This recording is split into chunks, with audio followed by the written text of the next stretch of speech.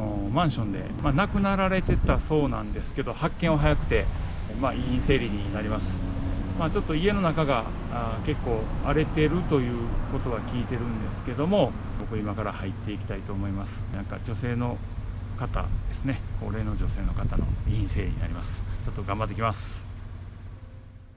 本日はマンション集合住宅の片付けになります。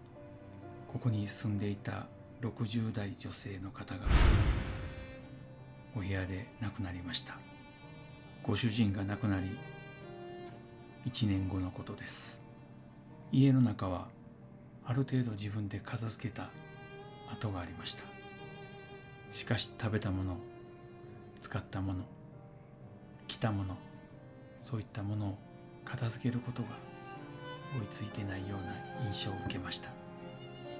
ゴミを出すまでの作業ができているのに、その後捨てに行くのが大変だったのでしょうか。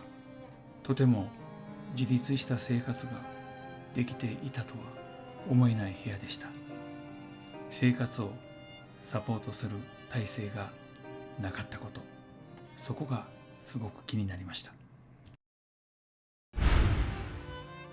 ベッドの上に大量の使用済みおむつが積まれていました。匂いとかもすごかったんですが、それよりもここで一人の人間が生活していたということが悲しすぎました。きっと人を頼りたかったんじゃないかなと思います。これご存知の通りですね、はい、ゴミ捨てできへんかったんかな。これ本人がされてるそうなんですよ。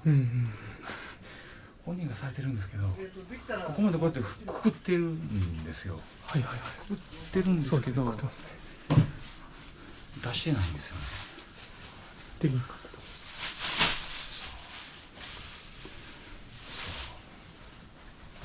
た。おしめです。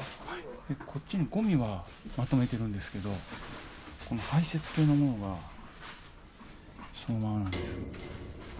このね、これベッドですよ、寝るとこでしょ、でこれに言ったら排泄物がここにいっぱいあると、でこれってどう考えても SOS なんです、これ SOS 以外何者でもないでしょ、なので近隣の方とかで、こういう状況の方とか、ちょっと孤立した状態の方とか、孤立してる人が、もちろん普通に健常な生活をしてるっていうことも当然あるんですけど、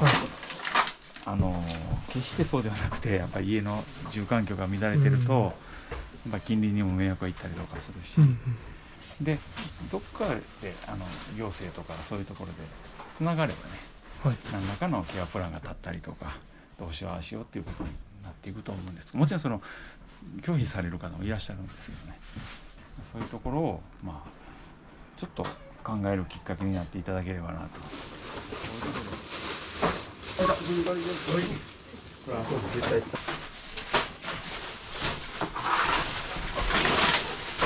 れはね、だから1食分と考えてください。これ1食分と考えて、で1週間21食、21これがあったらもう4畳半はね、足の踏み場がなくなるんです。だから今便利ですぐ1食分ポンポン買えるんですけど、でゴミ出しが厳しかったり、やっぱり体が悪かったりとかしんどかったりするとゴミ出しができない。食べに行く、飲みに行くはできるんですよ。でもそれを片付けたり出すっていう生活行為が優先順位にかなり下がるんですよ、なぜか。となってくるとこうなるんです。あっという間です。あんまりあっという間っぽいですね。あっという間で慣れてくんねん。ええか言うて。もう増えてきてもあることになれるんです。そう、慣れてくんのよ。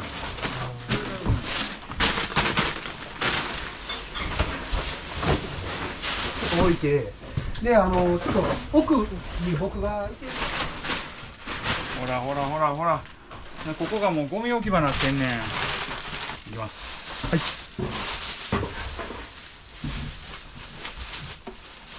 ょっとね、匂います、これ何意味してるか分かる？さっきのあれ下から出てきて、これどういうメッセージとして受け止めてる？自分で、そうよ、自分で片付けようと思ってんねん。できへんねん。ある？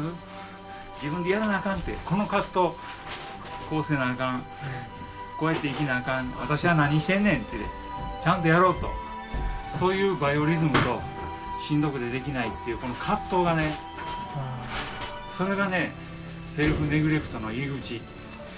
そこで誰かが話を聞いてあげたりとか共感できる人がいたりとか、はい、そういうのがいるだけで全然違うと思う。やろうとすんねん。やろうとはしてたんですやろうとしてんねん。これこんなたくさん買ってんねんから。そうですよね。これ片付けおもろったんや。できへんのよ。もうなんか受け止める、これをちゃんと代わりにやってあげる。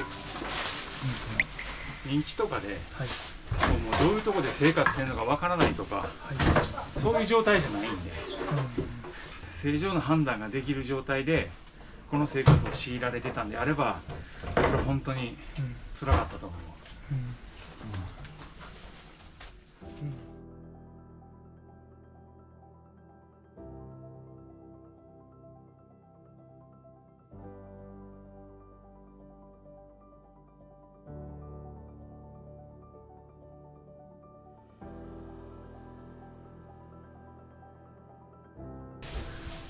もう色変わってるやんな。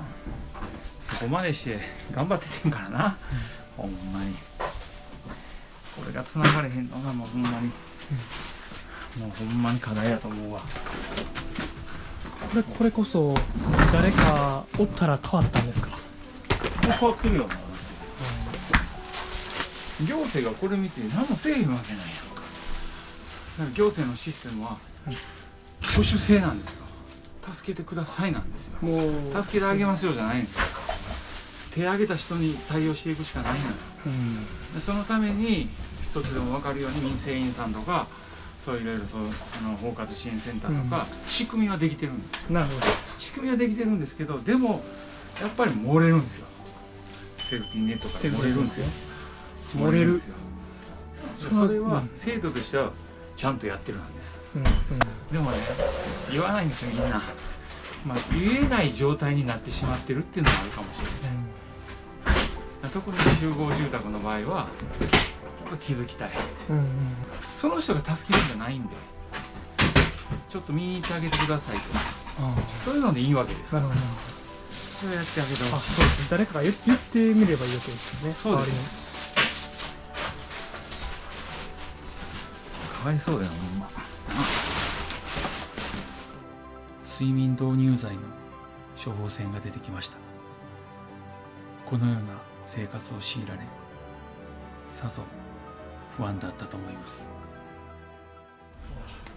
あっちには鉄割れもありました。なんかこう現場とは似つかわない。そうですよね。ハードよ、はっきり言って。ハードとね。そうですよ。なんかやってはったんでしょ。やってはったんやな。おおって辛い部分しか見えへんからさ。確かに。ちょっと元気だった頃の足跡見えてちょっとね。その足跡ちょっと衣装ケース何個分ぐらいありましたか？6個と袋今6個ぐらいか。66ですか66や。66だから非日常なんで、うわすげえなって思われる方多いと思うんですけど、はい、本当に僕らは正直は日常やんか。それぐらいこういうのがあるっていうのは僕はちゃんと伝えておきたいと思います。光あればあれが分かりました。見守ってくれてありがとうって書いてることは誰かいらっしゃったんかな。完璧に普通になり、完璧に消えました。完璧に無になりました。本当にすみません。ありがとうございました。見守ってくれて本当にすみません。ありがとうございました。本当に大きにね。本当に大きにね。本当に大きにね。とりあえず剥がしていきます。はい。カチカチに乾いて粉みたいになってますね。ちょっとこれつけ置きます。はい。これ通販で買ってた。何をにするか分かる？そのままやけど、社会復帰しよう。切ないよ。このような生活の中、前向きに生きようと工夫をされていたんだろうなと思います。ちんちゃくなっている気がします。多少の虫やら匂いや虫の発生は抑えれるかなと。どうしてもやっぱりね、おむつとかがあると虫が湧いちゃうんで。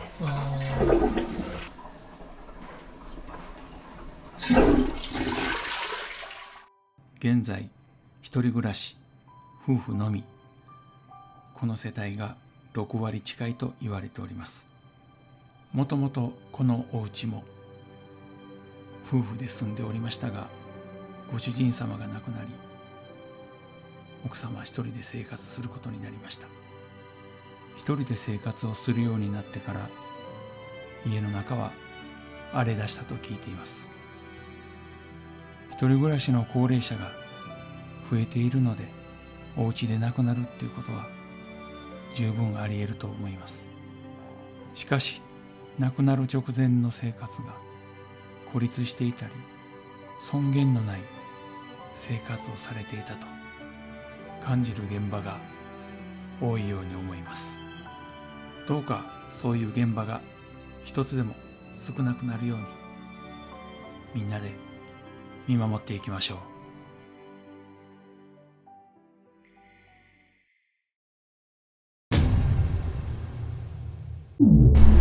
こんにちは、メモリーズ横です。これから片付けを検討されている方、そして片付けるのに背中を押してほしい方、一緒に私と片付けませんか？全国どこへでも行きます。連絡先はこちらです。一度問い合わせをしてください。一緒に頑張りましょう。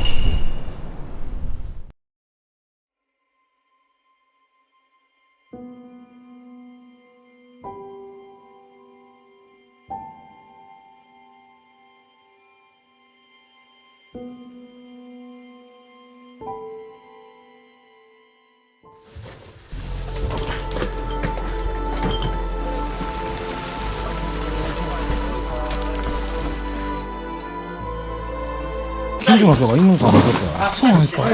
そこに足が出るからし足が出たんですか。